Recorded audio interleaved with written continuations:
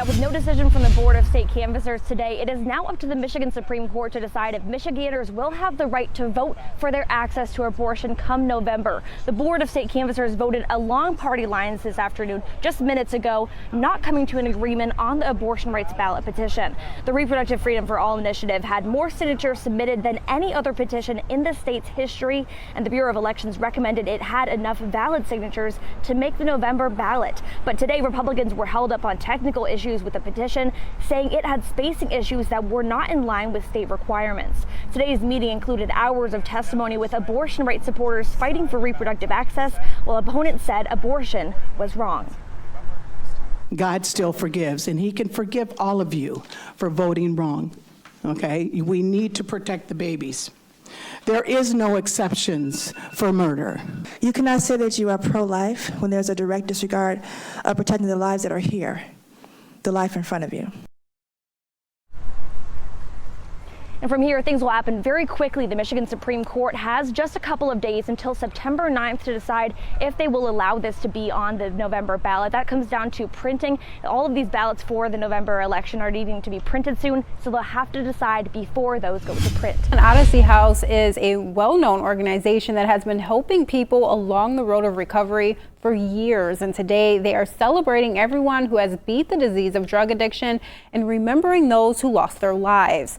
A counselor I spoke with today from that facility tells me he himself was a victim of the disease, and now he strives to help others. It took me a lot of times going in and out of treatment, and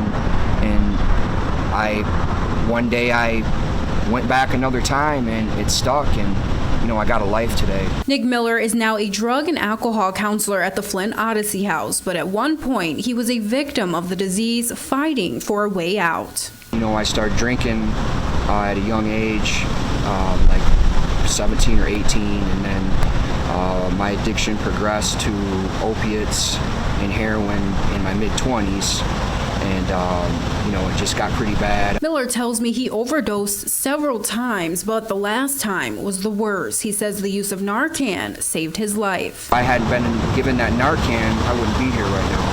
I'd be dead. A year into his recovery, Miller says he decided to give back the same way people helped him through his addiction. He says by becoming a counselor, it gave him the opportunity to relate to those going through the same struggles that he had once faced. They can relate because, I've been down the same road they're traveling, and maybe they're trying to get to a place where I'm at, which is in recovery. So, it's like we've all been to that similar hell. Miller tells me days where those who have struggled with this disease can be honored and remembered are important. He says these candles, ribbons, and accessories are all to remind people to keep going. The people that have passed of an overdose, they were people's sons, people's daughters, they were fathers, sisters, brothers, and they were people.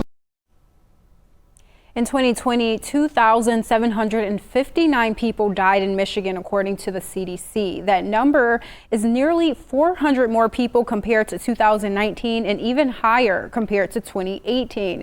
If you or someone you know are in need of assistance with drug or alcohol disease, the number of the Odyssey House is right here on your screen. The Wexford County Council on Aging is working with Miles for Memories to help those with dementia stay a little safer. The federally funded grant program has provided the council with 25 free bracelets for those diagnosed with dementia and that are prone to wander. The bracelet does not involve actively tracking the person. Instead, it's equipped with a QR code with the person's emergency contact or the Wexford County Central Dispatch line. When we have someone who wanders, oftentimes people with dementia come across to the public as completely fine. But they're not, because they're lost and they don't understand, or they believe that they're not lost, things like that. So this is helpful in that it will get people back home safely. Simon also says if the person is agitated and you're unable to scan the bracelet, to call Central Dispatch and they can reach out to the person's emergency contact.